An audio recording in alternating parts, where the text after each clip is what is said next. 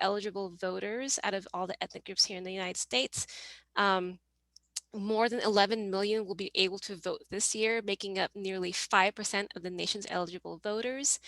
310% increase in API early voters from 4 million in 2020 compared to only just 1.25 million in 2016. And especially in the Georgia House race, Asian Americans strongly favored Democrat Carolyn Bourdeaux, making up 150% of her winning margin. And with that, we'll spend some time discussing among us what the most pressing issues are in our communities and strategize how we can work together through the Assembly delegate system to ensure our voices are heard. And with that, I will turn things over to Joshua De Leon for our breakout sessions. Thank you. Next slide, please.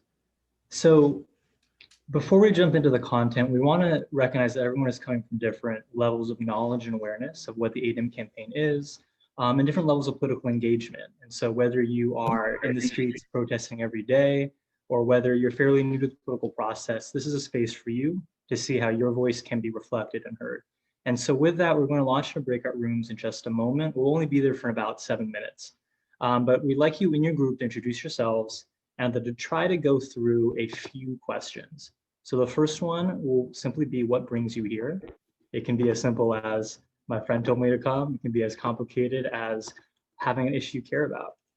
The next question would be, what are the most pressing issues you see in your district? Many of you are in Assembly District 70, which includes Long Beach, Signal Hill, San Pedro, and Avalon. But if you're here from elsewhere, that's okay too. Share what is animating you out here. And then finally, are there leaders that are representing you the way you want to be represented? If you have time in your group, so that you may not, there's a bonus question, which is, to what extent do you feel Democratic Party is representing you? And so, again, I put those in the chat. You can go and reference them there. Try and get to those with your group. At the end of the 7 minutes, I'll send you a quick notice to come back in. And we're going to ask that a few people share out. So if anyone feels like you have a designated spokesperson for your groups, we'd love to hear from you. All right, and so in just a moment, I'm going to drop you all into breakout rooms. See you all soon on the other side.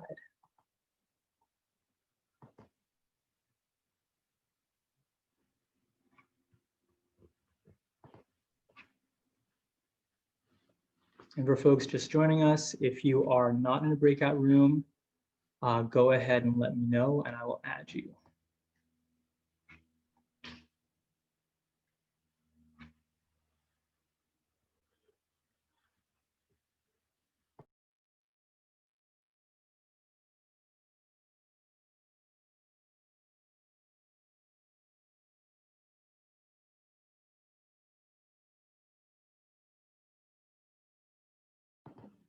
Looks like we have everyone but a couple.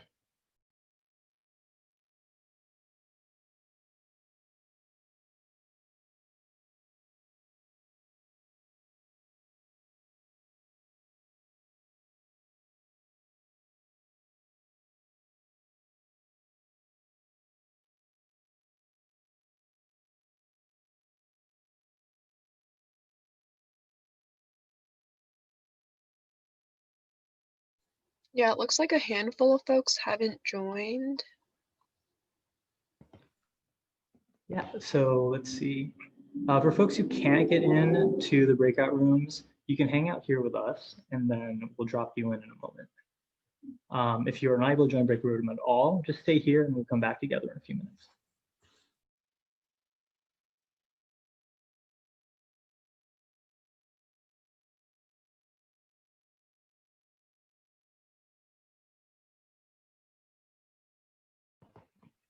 Yeah, I think we have 3 who haven't joined yet, but that's okay.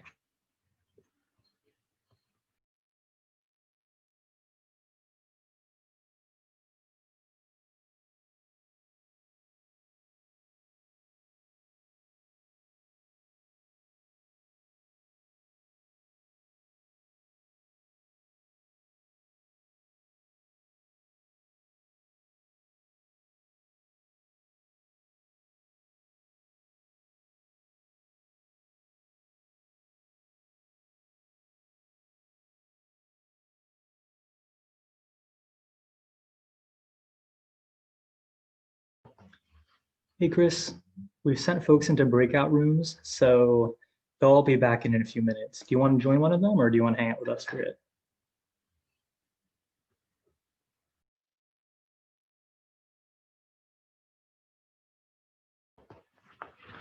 To folks just joining us, we have several folks in breakout rooms. And so I'm going to go ahead and add you to a few breakout rooms in a moment. Just go ahead and join the conversation and see if you can plug in. We'll be back with the main session in about 5 minutes.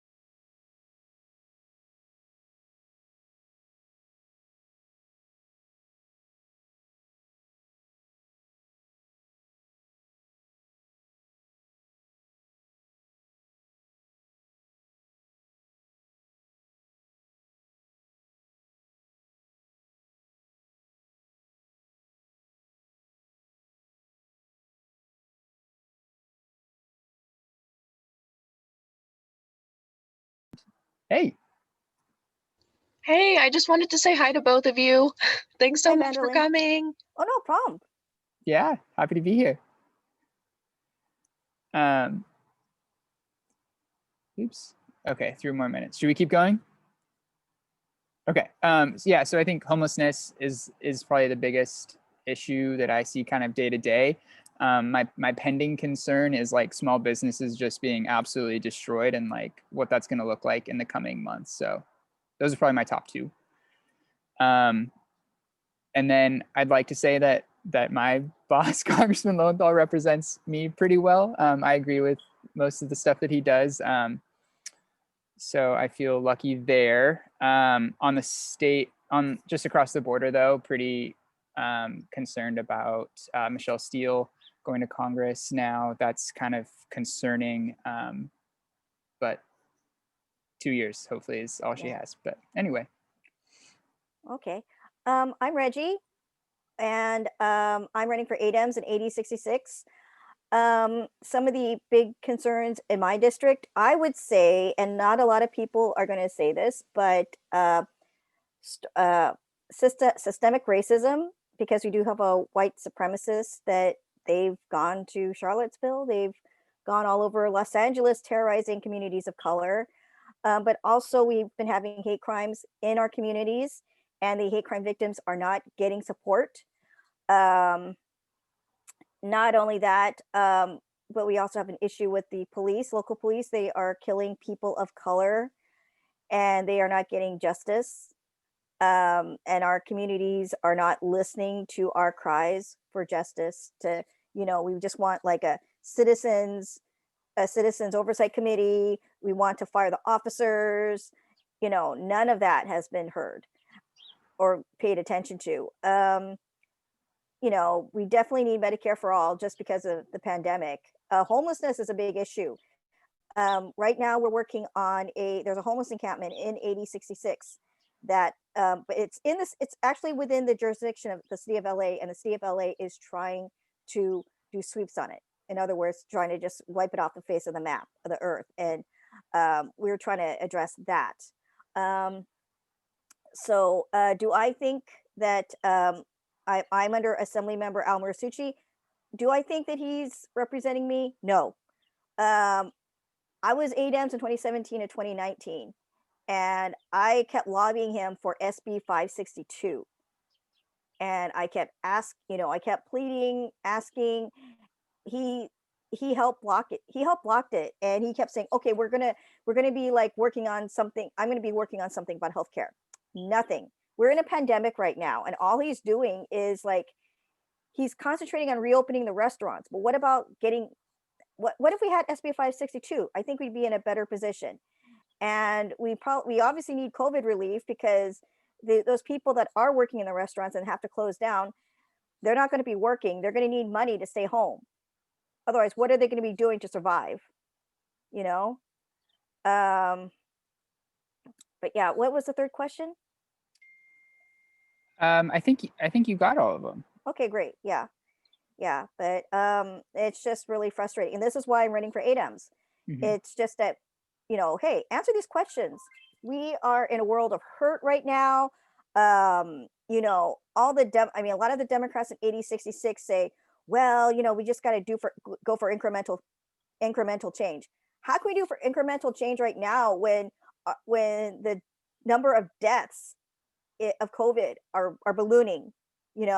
How can we do that? How can we, oh, you have to work with everybody. Well, we've tried that, and it's like, you guys would not listen to us, with SB 562, SB 54,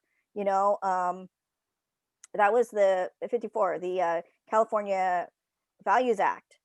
Thankfully it went through, but Al didn't help. He is from an immigrant. His wife is an immigrant. I'm sure his families are immigrants, and he didn't vote on that. I mean, that's so frustrating. Of course, climate change is a big issue here. We're by the coast. We're going to be underwater if we don't do anything about it. We have a really crappy Torrance oil refinery that blows up every now and then and flares who knows what into the air. I'm sure that Long Beach has an issue with that. We do, Long Beach yes. Yeah. Yeah. I mean, you guys are by a port. Mhm. At least like some of the equipment is electric, but some of the other stuff is not. Yeah. Hey, Elaine. Hi. Hi, just floating from room to room, saying hello, people. Hi. If you have any questions. Yeah. I feel like I'm in class. I'm like, oh, do you have any questions? Just floating from room to room. Cool. All right. I don't think we have any questions, but do you want to report back, Reggie? About what? About I think we're just gonna, whatever we talked about. yeah, I mean, just pretty much talking about the issues here. Homelessness. Yeah. Homelessness is a big deal. Homelessness. What's going to happen to small businesses? Yeah. Mhm. Okay, sure. Sounds good. All right. Yeah. Cool. Nice to Okay. meet you. Nice to meet you too. Thanks. When they got And that's what I was saying. I didn't really answer the question, so that's why I talked about it in my group. we all need facilitators. Let's have maybe one or two more folks chime in. Any of the questions here? What brings you here? What are the pressing issues? Are there leaders representing you? We have two more volunteers. I'll go. Let's do Reggie first. Yeah, Reggie, AD66. I was speaking to Clayton. I guess for Long Beach, big issues are homelessness, and I agree. I'm involved in Long Beach Community Table, and demand has ballooned. It's been tripled. We just keep getting lines, and just lines of people coming out there, and we need help. We need more help with delivering people. Get more and more requests to deliver food to the homebound, which is scary. Let's see, and small businesses in Long Beach. And yeah, Long Beach has tons of great small businesses, and I really hope they survive. But I do think that our leaders should also, while they're looking at helping small businesses, how about COVID relief for the people? Because if we can't open up right away, we need some way to survive. In my district, it's a whole mixed bag, because AD66, we are run by neoliberals, and they don't know how to run things. There is systemic racism and police brutality. Our local police are killing people of color, and they're not doing anything about it. We got hate crimes here. Hate crime victims are not getting any support. Not to mention, we have white supremacists going out to Charlottesville and other communities and terrorizing them. We also have homelessness, and actually the city of LA is going to try to sweep a homeless encampment in Lomita on Monday. Monday morning, 6 a.m. And there is also, what else? Well, obviously we got the Torrance Oil Refinery, which keeps blowing up. That's not cool. Bunch of other things, housing, but those are some of the issues that's why I'm running for ADEMs. Thank you. That's incredibly powerful because it shows how interconnected our struggles are. We had one other person who tried to chime in. You can go ahead and jump in now. Yeah, Sylvester. Basically, I mean, and Reggie did a great job as far as like answering a lot of things too. So I appreciate, Thank you know, everything Reggie said. But really, you know, a lot of what brings me here is just finding out about the issues that specifically plague the APIA community. I feel like that's a community that doesn't get enough attention, I guess, on a national stage. Like, you know, when a lot of things are being talked about, you know, I feel like they're getting left out of the conversation, and I don't want to continue to remain in my ignorance about those issues. So I'm hoping to kind of start learning more about that so we can have a really inclusive coalition where everybody's being brought along. I feel incredibly empowered just by hearing you two share out. And that's exactly what we want, and that's exactly why we're putting on this event. And you are the folks that we want to be bringing to the table, folks who are invested in contributing to your community and want to learn more. And so I want us to hold on to this, the points that were raised here, the fact that these are issues that are affecting our lived experiences, that are affecting our communities and are affecting us across communities. And so with that, let me turn to Vanndearlyn to talk us through why Blue Revolution is running for these ADEM seats and what exactly we can do about it. So Vanndearlyn, kick us off. Thank you so much, everyone, for sharing and, you know, really sharing about why you're here. And, you know, this goes into, like Joshua was saying, how we can move forward and also why we're running. So the four of us are part of a slate called Blue Revolution. And Blue Revolution, and shout out to our slate members who are here, the Chris's, Nicole, and Ben. Blue Revolution is a movement to reform the Democratic Party to be more inclusive and progressive. And we do that by fighting for rules and bylaws changes. And the reason why I'm so proud to be a part of Blue Revolution is because we are not afraid to say that we need Medicare for all, a Green New Deal, to abolish ICE, universal preschool, and so many more tenets of our platform. So that's who we are as a group, and these are the rest of our members on the slate. So if you do reside in the district, please vote for all 14 of us. And next, I'd like to hand it off to Vincent to give an overview of the ADEM process itself. Everybody. Actually, oh no, yeah, you gotta do intros. my bad. I forgot to introduce myself. Hello, everyone. I'm Vanndearlyn Vong. I use she, her pronouns. I'm a rising senior president scholar at Cal State Long Beach. Proud to be born and raised here in Long Beach. Most recently, I was proud to be the field coordinator for Suli Saro City Council campaign.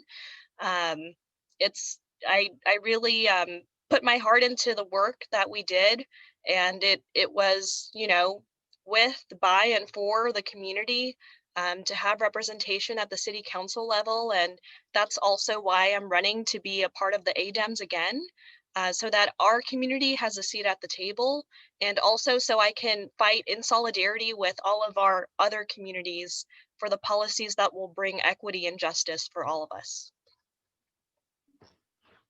I can jump in next. My name is Joshua De Leon. I use he, him pronouns. I was born and raised in Long Beach Memorial Hospital, where my mom works. And I've had the opportunity and privilege to work in different parts of the country. I worked in Silicon Valley for a bit. I worked in Washington, D.C. But I think that everything that animates my political work, I learned in Long Beach. And I learned in a space that champions its diversity, but also very often fails it. And so as a diversity, equity, and inclusion facilitator, as a community organizer, I want to bring both the knowledge and skills that I've gained in these different work environments, and also a clear-cut and clear-eyed passion for the issues that are progressive unapologetically, and that will directly impact particularly our communities, those who are Black, Brown, queer, and Indigenous, who don't traditionally have a voice.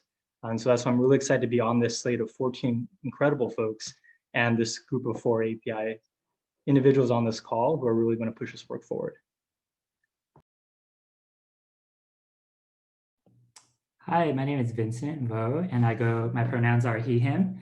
I am a Long Beach resident of 1 year.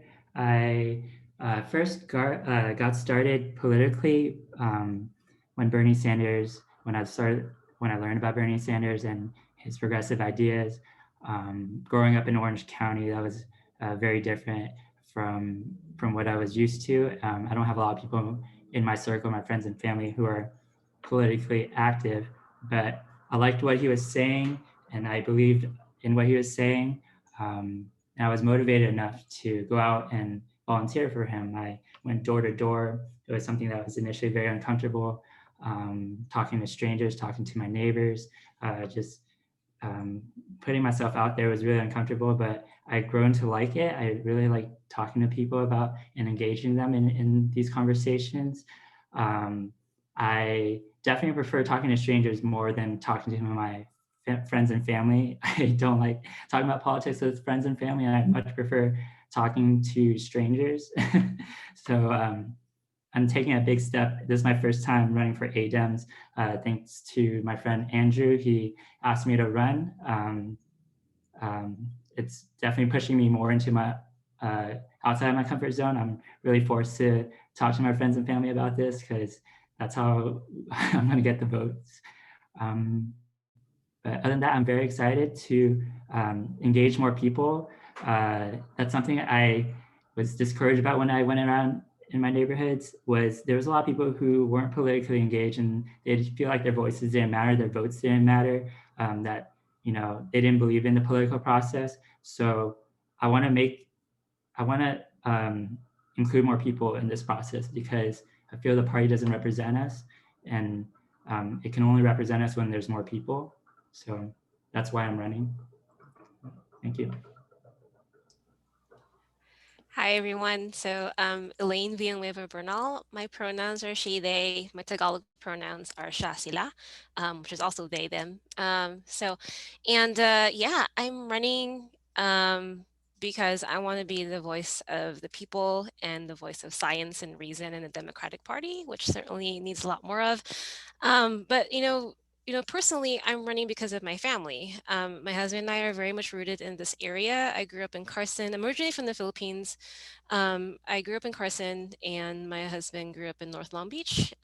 We're currently raising our children, ages 10 and 15. And so we know full well the experience of what it means to parent during this global pandemic, and especially with virtual learning and everything, and making sure the kids have everything they need, especially emotional and mental support. I've been an educator for 15 years, and I teach chemistry and global climate change for the California State University system. And I've personally worked with over 5,000 students. I ran the numbers. I was like, oh my gosh, there's a lot of students over the last 15 years. I'm running also because of my experience as an organizer and activist in the Filipino community. And we're currently lobbying for the Philippine Human Rights Act, which would stop U.S. funding of military and police in the Philippines. In the last 4 years, the U.S., through taxpayer money, has given over $550 million to the Philippines just for police and military, and also with a $2 billion arms deal early in 2020. And this is very near and dear to me because my family left the Philippines after martial law under the Marcos regime. So that's why it really hits home for me. And I'm also lobbying for Filipino workers, especially nurses who have been particularly hit hard by COVID. In case you didn't know, our country has so most of the nurses in our country, and actually globally, are Filipino. My sister and my brother-in-law, who are nurses, they were actually infected with COVID a few weeks ago, and thankfully they recovered. Finally, final point. I'm running because I have the lived experience of just being. I want you to know that I'm a real person who has real issues and real struggles, and that I'm not necessarily an established politician. I'm a grassroots person. I've had the experience of having the struggle of finding housing. And even now, we're renting probably one of the smallest homes here in Long Beach because that's what we can afford. And between my spouse and I, we have 5 gigs and jobs between the two of us to sustain our family. And, we've struggled with bankruptcy well over 10 years ago, and we've finally been able to establish some savings and pay off most of our debt, but I still have school loans, thankfully, that are on hold through the CARES Act. So yeah, and again, I'm a real person with real problems, just like you, just like everyone in this country. And my hope is with this campaign that we can all work together to build a truly progressive platform that will lift all of us up. So thank you.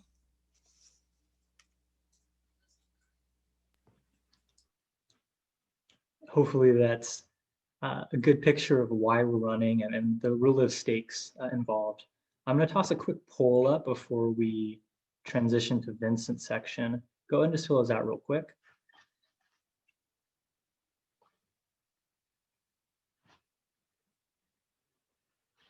About 65%. Let's get that last several percentage points in.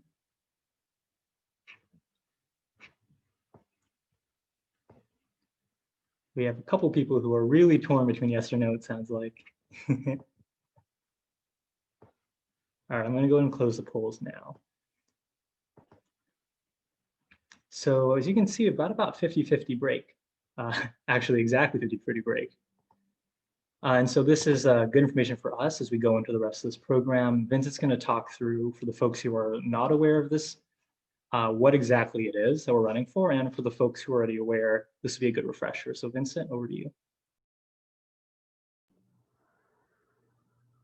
Okay, Assembly District election meetings. So that's why we're all here. This is the election that Blue Revolution is running for. Just to give some background, I haven't heard of ADEMs until 2017. Following the 2006 election, a bunch of Bernie Sanders volunteers got together and they ran for these seats. And that's when I heard about it for the first time through word of mouth. I went and voted in person. But in 2019, nobody told me about it, and I didn't vote because it's actually a very little known election that happens every 2 years. It's an internal California Democratic Party election. They don't do a really good job of promoting it, in my opinion. You don't really hear it in the news. So that's the goal today, is to inform you all about the Assembly District election meetings, the ADEMs. So to give some context, the California Democratic Party is the organization that runs these elections. Just to give some context, there are 10 million registered Democrats in the state of California, and through they have a lot of power. As you can see, our Democrats have 2 out of 2 U.S. Senate seats, Kamala Harris and Dianne Feinstein. We have 42 out of 53 U.S. House seats, 8 out of 8 state executives, the governor, lieutenant governors, and 31 out of 40 states assembly or state Senate seats, and state assembly seats, 60 out of 80. So Democrats has a lot of power and we have a lot of seats, but I think that there's a disconnect between winning elections and what the voters really want.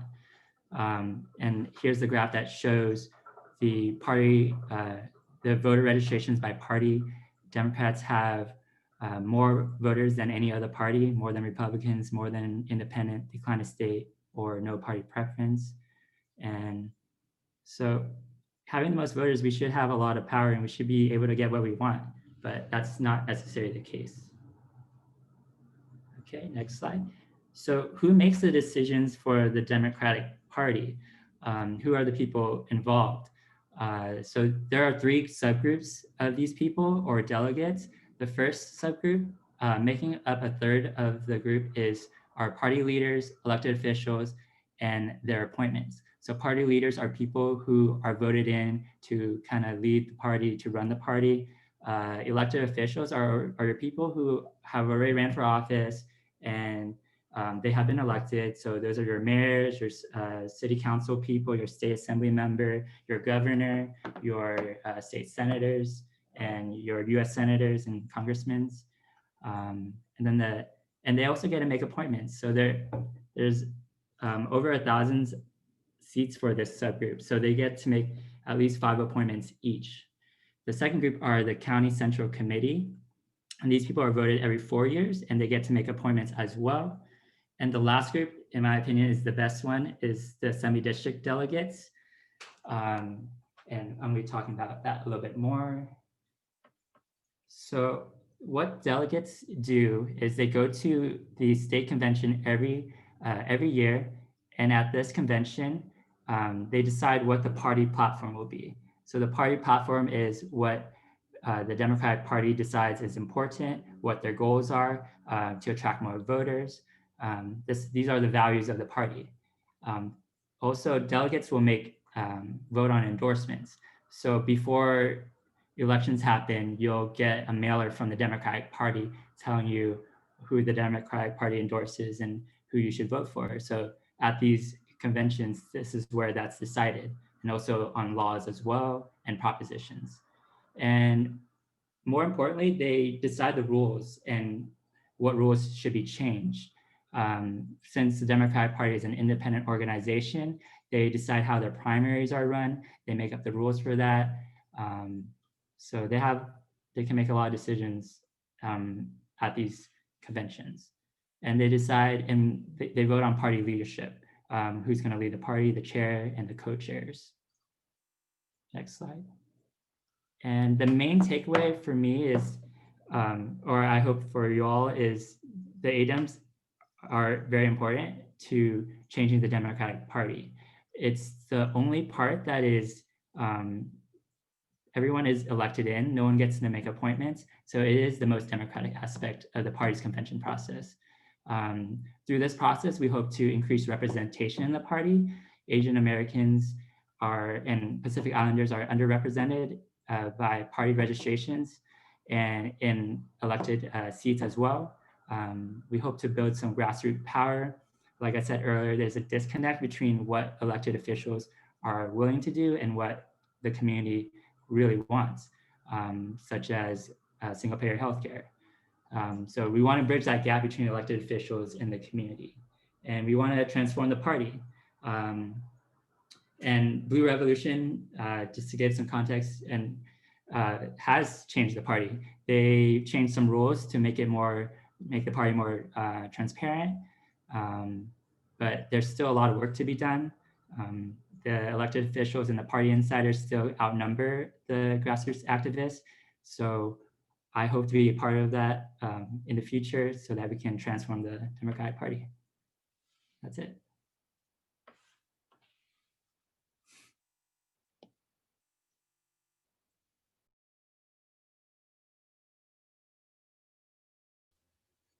Ooh, so sorry about that, y'all. Thank you, Vincent, for sharing about the ADEM process. And I just wanted to highlight his point that these are the only seats that are really set aside for grassroots leaders. And so it makes it that much more crucial that we vote and participate in these elections. And this is a map of our assembly district, which includes most of Long Beach, San Pedro, Signal Hill, and Catalina Island.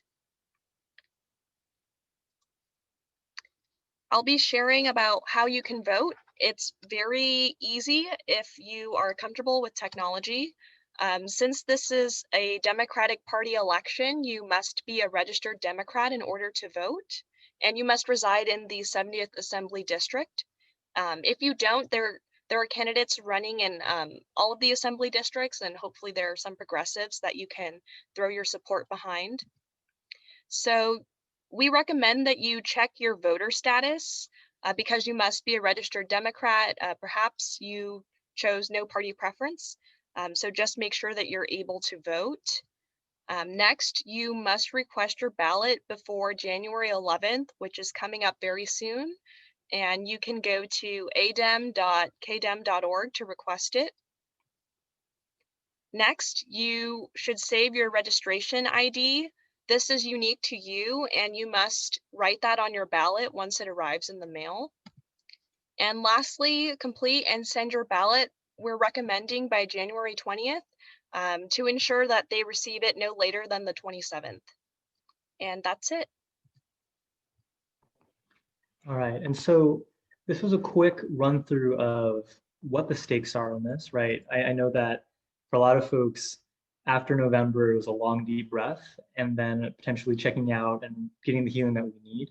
But the reality is that the political process continues, and that races like this that take place right after the holidays, that take place with little to no visibility, can be decided by dozens of votes, by single-digit votes, can be won by only a few hundred votes. And so the reason why we're holding these events, the reason why we are running and reaching out to folks from across our community is that every one of you bringing one vote to all 14 candidates and bringing one friend or two friends or four friends can collectively make the difference, right? And so we want to be a vessel for your voice and for the voice of your community to bring unapologetic progressive values into the Democratic Party space, and also just to diversify it, to bring a new generation and a more representative demographic group into the Democratic Party, because it doesn't look like the state, socioeconomically, racially, et cetera. And one of the biggest challenges as a renter, for example, is knowing that people who are assembly members, assembly persons in California, I think there's only like one or two who are renters at all, right? And so there's a lot of different ways in which this is a mechanism, a balancing mechanism to get these voices, get these perspectives, get these identities into this political space. And so with that, we've really walked through why this is important, why we're in this space. We do want to hear from you all. Are there questions that you have? Are there issues that you want us to know about? Or are there other ways that you were confused or want some clarification? So we have some time to answer that. And I also want to just lift up one point that I dropped in the chat, which is that there are folks here who are not in Assembly District 70. That's okay. Go to pdn.vote, and you can see where you live, which district, will tell you which district you're in, and what progressive candidates are endorsed where you live. So even if you're in Los Angeles, San Francisco, or wherever else, there is a way for you to be involved. So why don't we pause here to open up for any questions from the audience. I had a quick question. When does the election actually over? I know the requested ballot by the 11th, but is it over on the 27th or on the 28th? Or? Great question. So the ballots have to be received by the 27th, and so they won't count any after that. So I believe they start counting immediately the next day with a third-party vendor. And so if your ballot gets in on the 27th, you're good. If your ballot gets in on the 28th, it won't be counted. And so the election is formally done then, but the results will be shared right after. And I think Chris just raised his hand, so let me turn to you. A supporting comment to previous presentations. A little bit again about who we're up against. The Blue Revolution, this is our third group effort. We won 8 of 14 the first time, 11 of 14 last time. I'd like to go for 14 out of 14 this time, plus the 3 of us who've been appointed who are progressive members of Blue Revolution. We're up against 14 other candidates in the machine or establishment slate.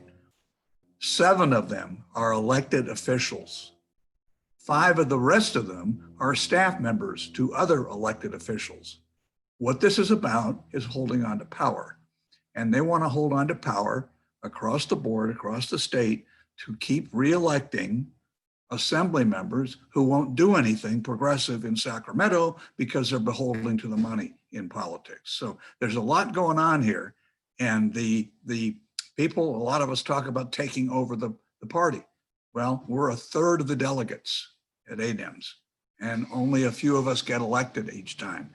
We need to change that. And then next time there's a primary, some of you should also run to be members of the LA County, and then that group sends people. So it's really important. There's a lot at stake. with this election. And I just wanted to add that. Thank you. Thank you. We have a question from Tim. Hey everyone, thanks for doing this. And nice to see, I recognize some of you, so it's good to see you doing this. This is for Vanndearlyn, because you were a first-time ADEM this past cycle. Can you tell me about some like highs and lows of like how you were able to use your progressive values to like influence endorsements and things like that? Like, what lessons did you learn? Yeah, it was definitely a high and an unexpected high. Back in 2019, it really felt like folks weren't expecting someone like me to run. And so the Cambodian community was just so excited of the thought of having representation within the party that we turned out in the hundreds to vote. It was really exciting because it was still in person.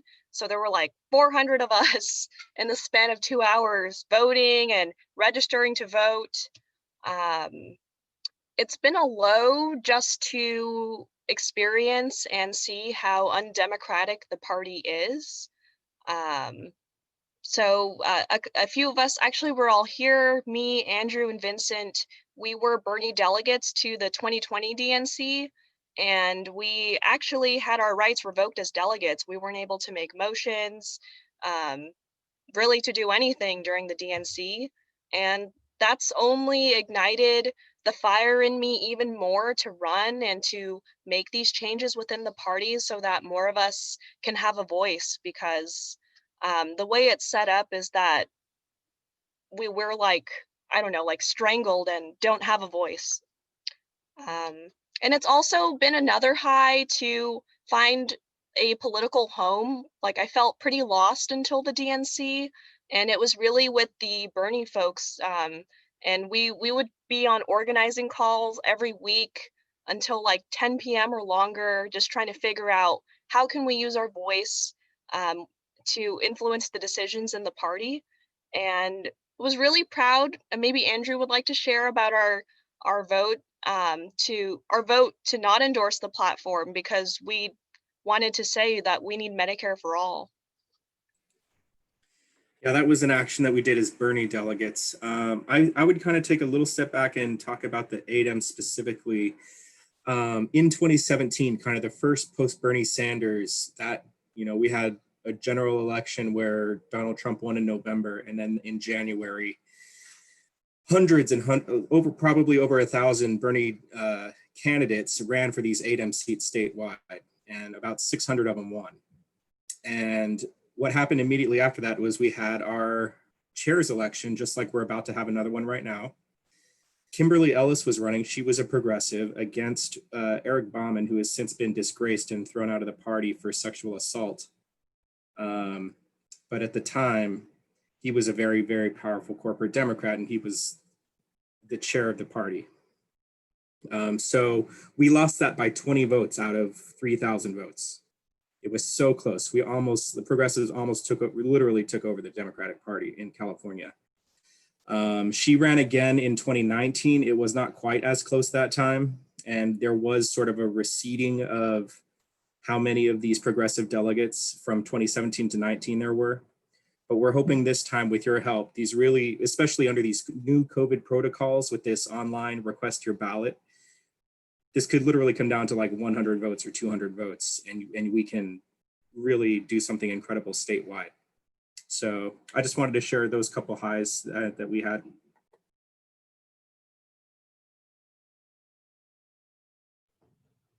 Any final questions from the group? We've got enough time for a couple more questions.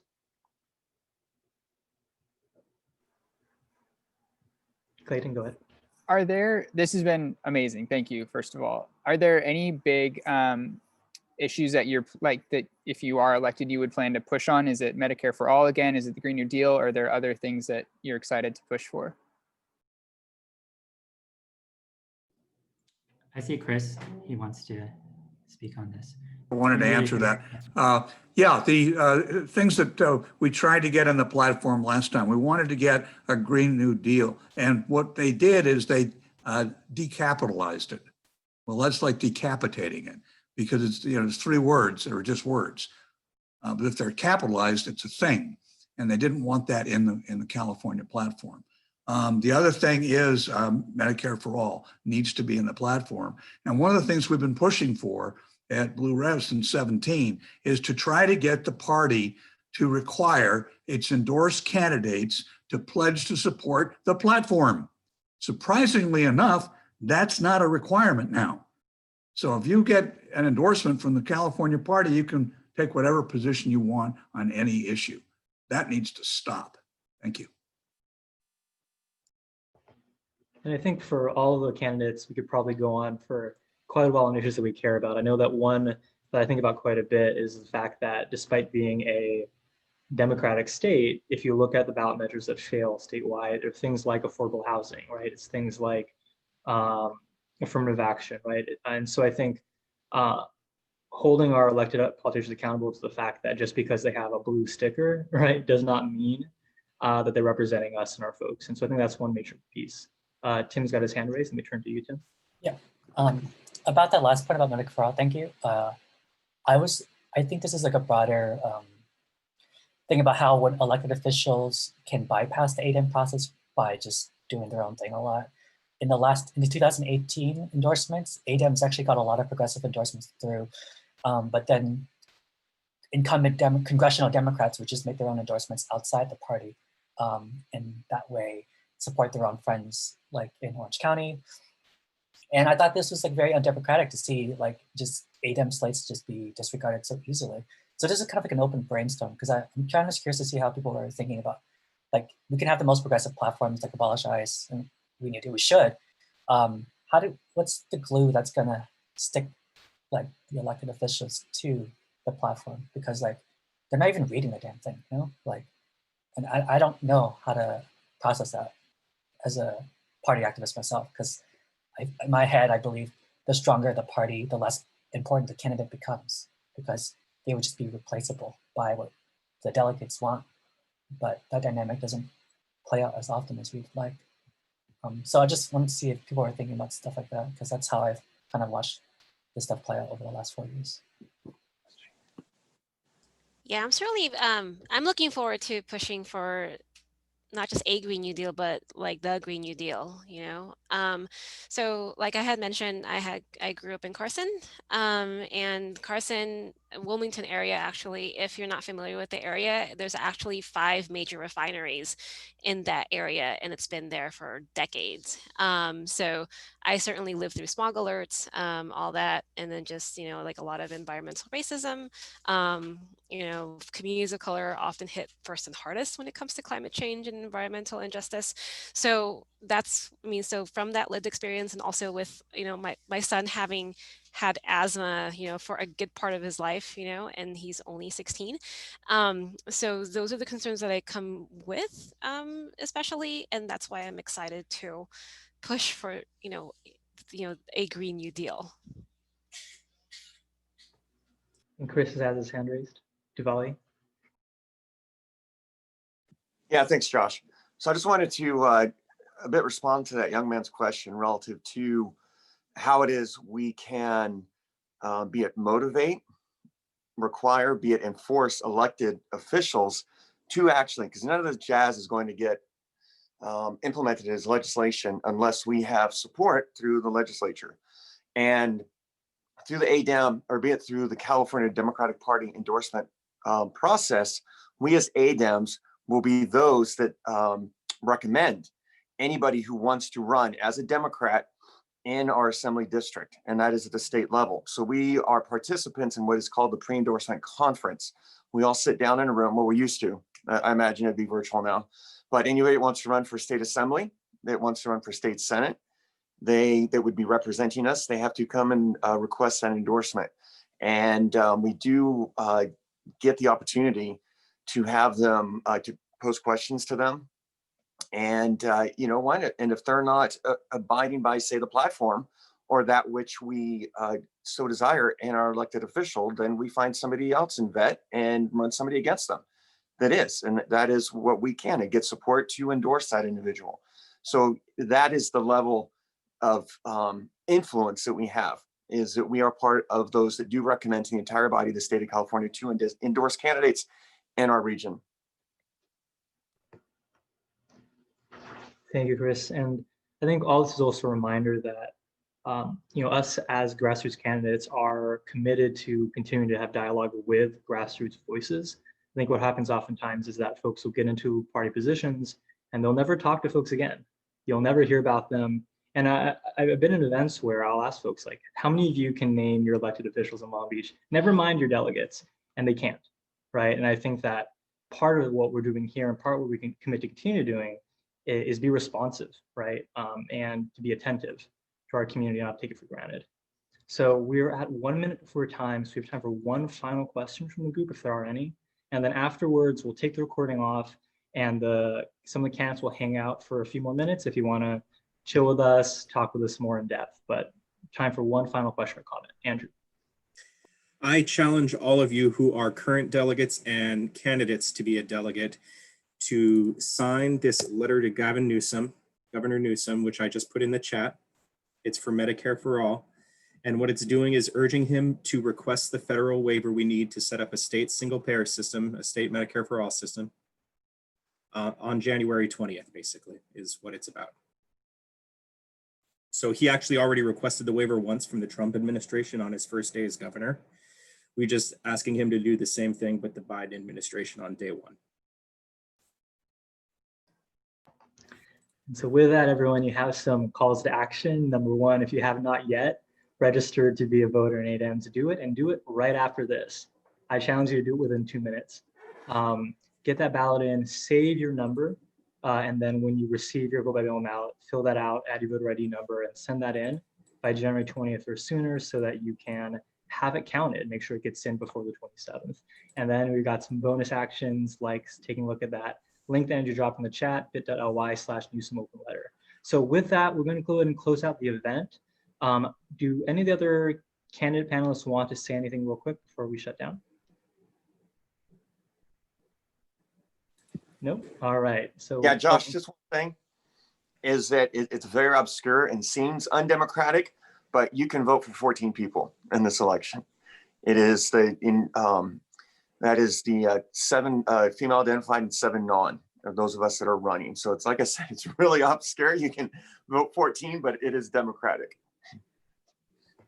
Wonderful. All right. So thank you all very much for joining us. This has been an in-depth conversation, hopefully an informative one for you all, and hopefully an empowering one.